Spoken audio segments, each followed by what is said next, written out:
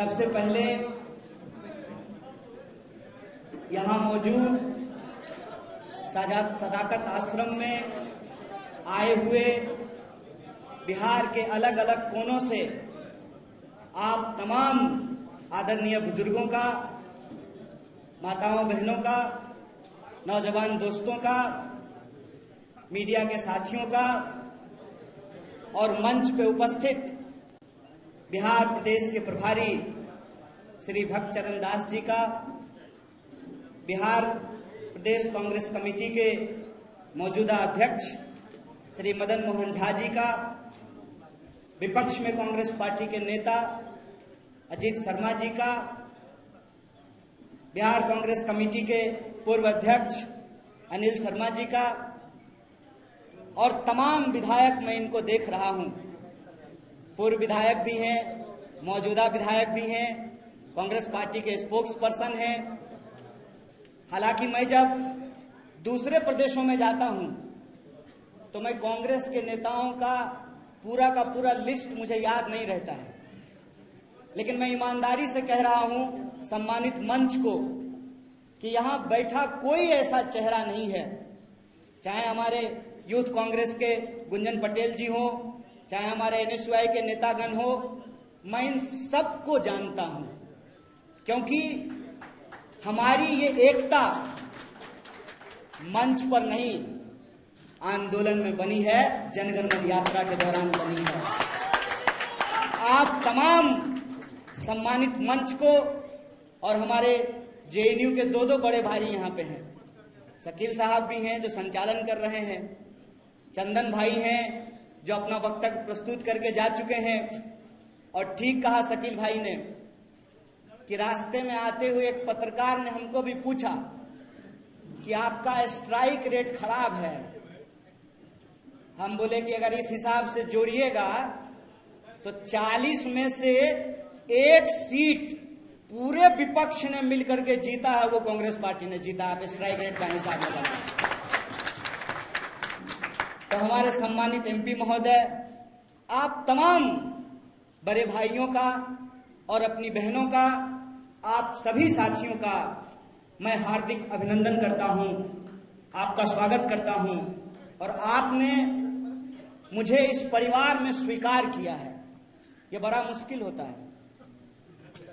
एक परिवार से छोड़ करके जब आप दूसरे परिवार में जाते हैं तो लोग कहते हैं एडजस्ट करने में समय लगता है। ये समय हमको बिल्कुल यहां पे नहीं लग रहा है।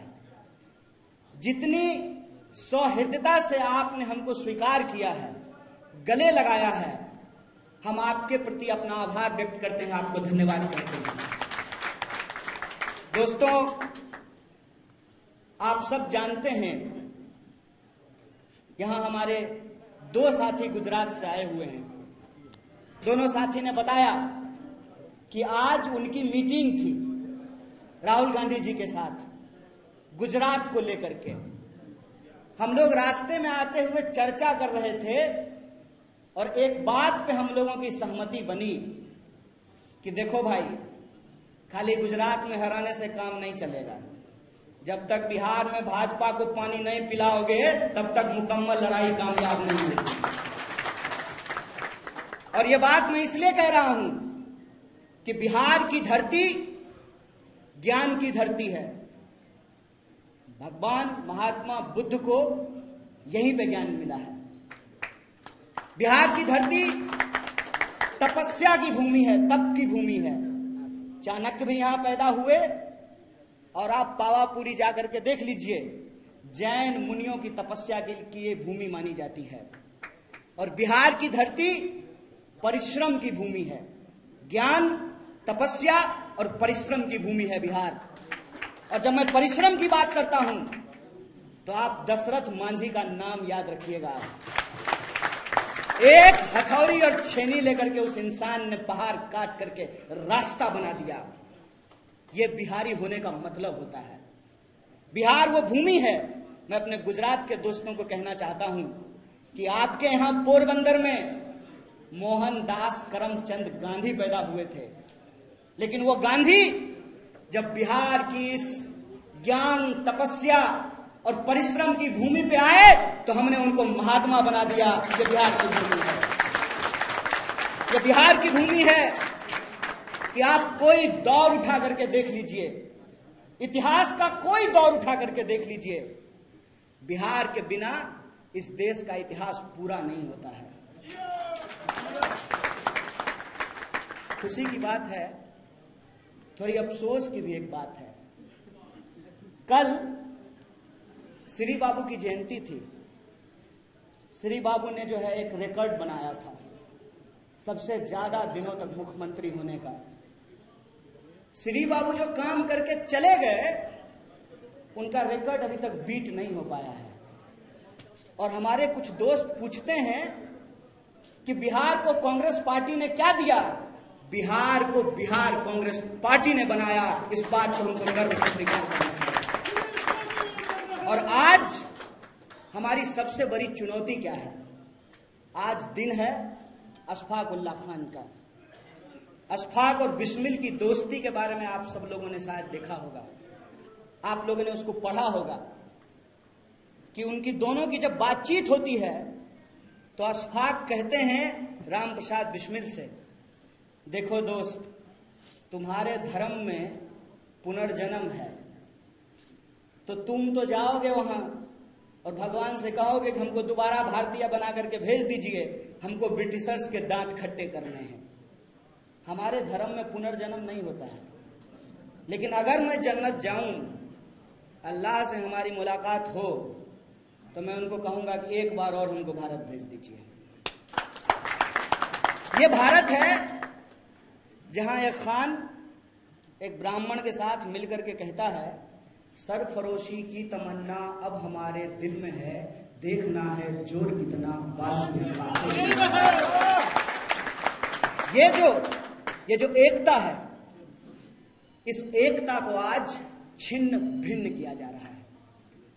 और यही जो एकता छिन्न भिन्न होती है, इसी का नतीजा है, विश्वास कीजिए हम पर, भारत का कोई ऐसा हिस्सा नहीं है जहां हम गए नहीं हैं।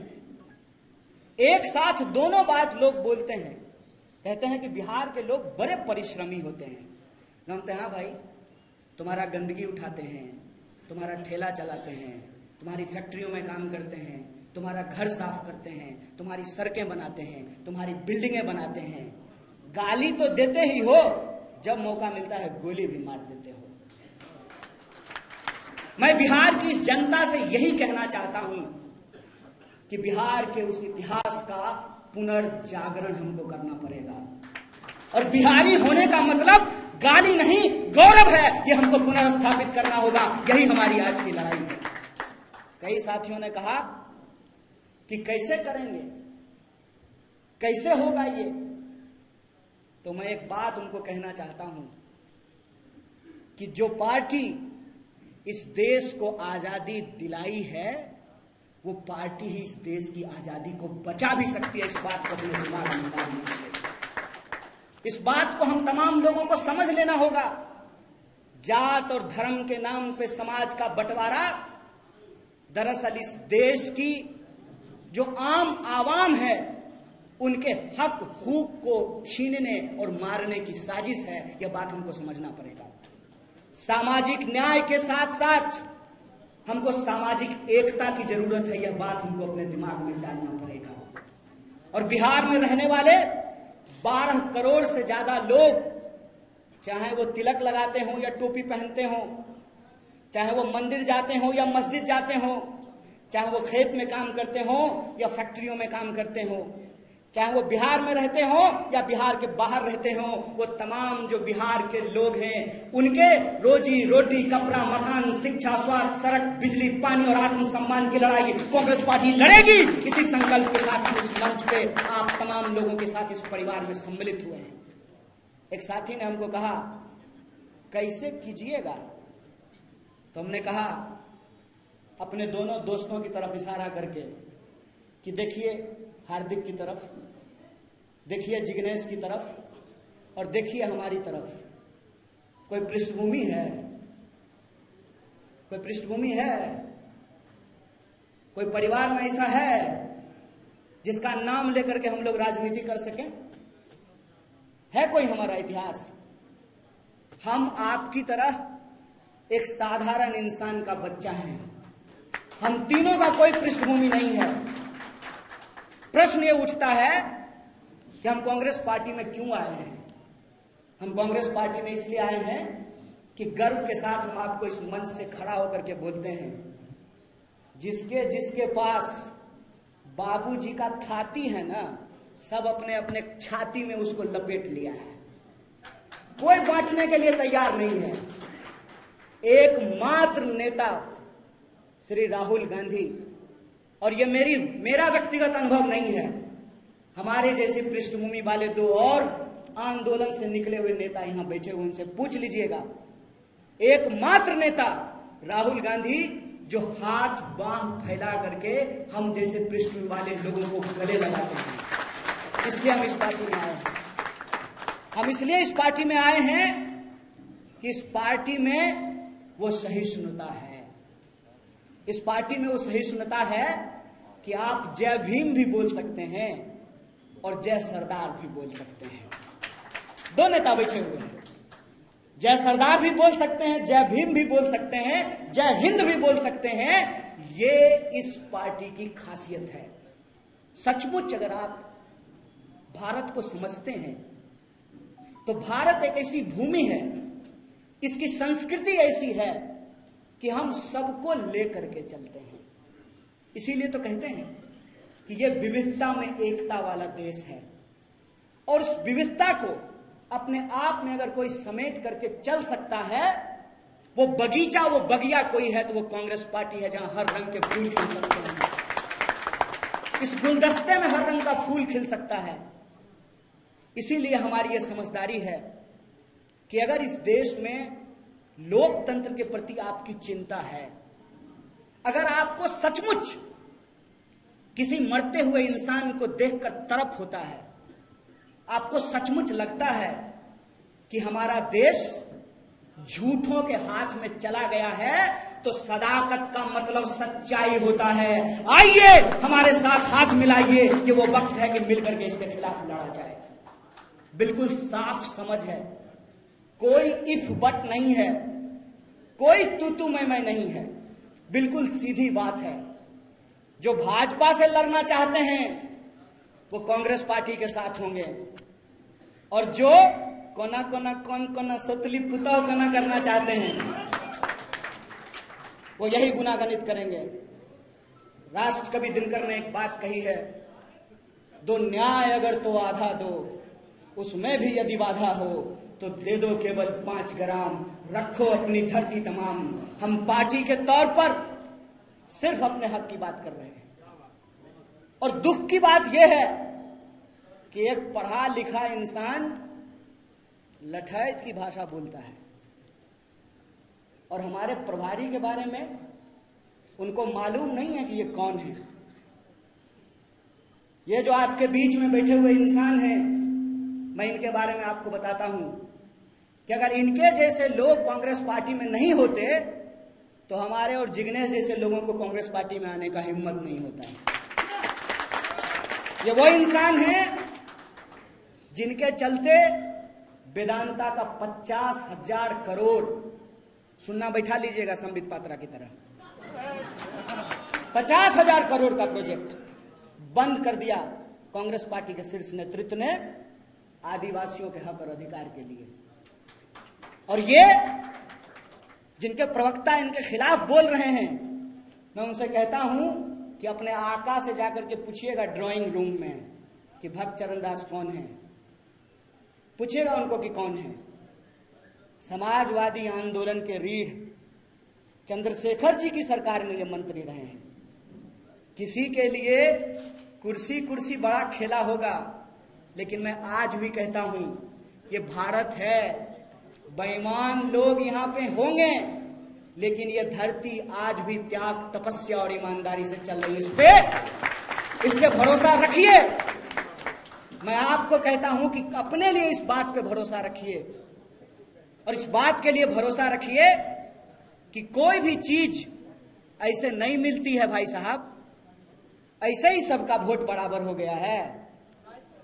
शकील भाई का वोट एक, चंदन भाई का वोट एक, राकेश भाई का वोट एक, कन्हैया का वोट एक, ऐसे ही वोट हो गया है। प्रतिमा जी का वोट एक, पूनम जी का वोट एक, ऐसे ही बराबर हो गया है। सोच के देखिएगा, समझ करके देखिएगा, ये साधारण चीज नहीं है। और आज वोटों को लोगों ने गुना गणित में फंसा दिया है।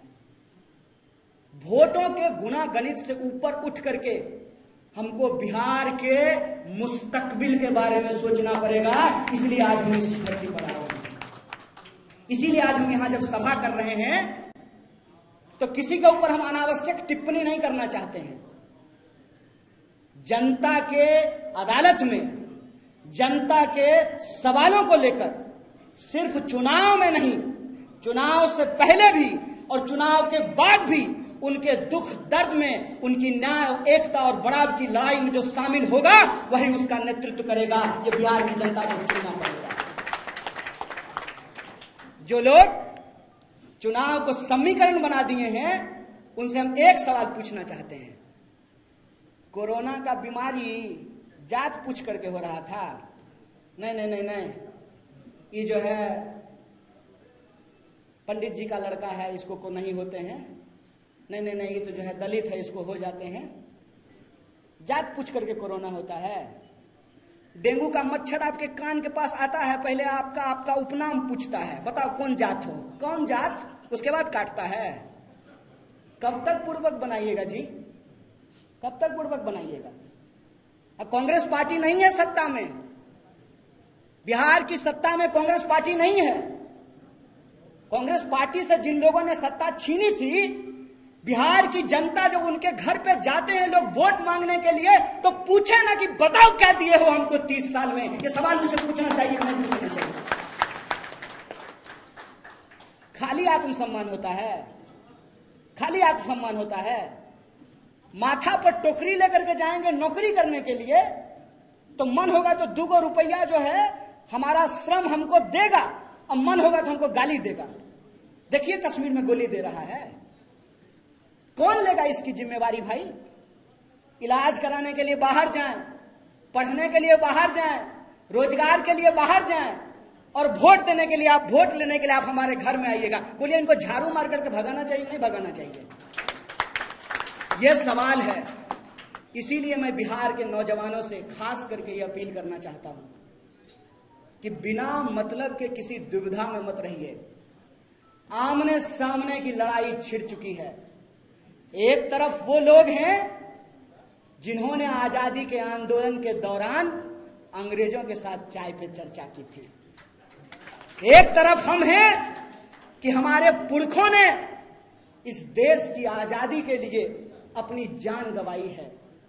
आपको पता है मुझे क्यों नहीं लगता है कि मैं दूसरे परिवार में आया हूं? मैं पहले भी सदाकत आश्रम आ चुका हूं। मेरे गांव के, मेरे परिवार के लोग, पूरा का पूरा परिवार सदाकत आश्रम में रहता था। मैं उस भूमि से आता हूं। अजीब संयोग है कि हमारा ताल्लुक उस परिवार से है कि कांग्रेस पार्टी के शीर्ष नेता रामचरित्र बाबू भी उस घर में पैदा हुए, और कम्युनिस्ट पार्टी के भी शीर्ष नेता चंद्रशेखर बाबू उसी घर में पैदा हुए। हम उस गांव से आते हैं। हमको असल में समझ में आती है कि विपक्षी एकता क्या होती है। विपक्षी एकता का मतलब अगर कोई समझ सकता है तो सदाकत आश्रम की भूमि समझ सकती है। इस बात का मैं आपको भरोसा दिलाना चाहता हूं। और दूसरा भरोसा जो मैं आपको दे सकता हूं, देखिए पूर्वा पछिया कुछ हो जाए, कुछ हो जाए, इतना तो मानते हैं ना कि कांग्रेस कभी भाजपा के साथ नहीं जाएगी। बोलिए, खुल के बोलिए, कुछ हो जाए।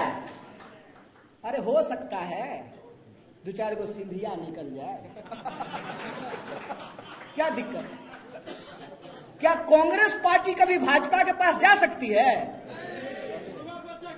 और एक इतिहास और बता देते हैं, सीना ठोक के बोलते हैं, कल से प्रवक्ता जवाब दें कि कांग्रेस पार्टी को छोड़ करके कौन ऐसी पार्टी है जिसने भाजपा के साथ गला नहीं मिलाया है? बोलिए। बोलिए, इस सवाल का जवाब दीजिए। और आखिरी बात बोल करके मैं आपकी बात खत्म करूंगा। मैं बिहार के तमाम वो लोग जिनको बिहारी होने पे गर्व महसूस होता है, बिहार के वो तमाम नौजवान जिनको लगता है कि बिहार का मुस्तकबिल बदलना चाहिए, जब हम जाएं तो लोग सम्मान के साथ कहे, अरे आइए आइए, आप तो बुद्ध की ज्ञान भूमि से आए हैं, अरे आइए आइए, आप तो चाणक्य की भूमि से आए हैं, अरे आइए आइए, सामाजिक न्याय के बड़े पुरोधा जगदेव प्रसाद और कर्पूरी ठाकुर की भूमि से आए हैं, अरे आइए आइए, आप तो दशरथ मांझी की धरती से आए हैं, अरे आइए आइए, आपके यहाँ तो 1942 के भारत छोड़ो आंदोलन में अंग्रेजों को दांतों तले उंगलियां चबानी पड़ी थी, आप उस क्रांतिकारी धरती से आए हैं। हम नहीं चाहते हैं कि हमारे श्रम के बदले हमको गाली और गोली मिले। इसीलिए मैं आप तमाम नौजवानों से अपील करता हूं कि इस पार्टी के साथ जुड़िए और हम इतिहास बदल करके दिखाएंगे।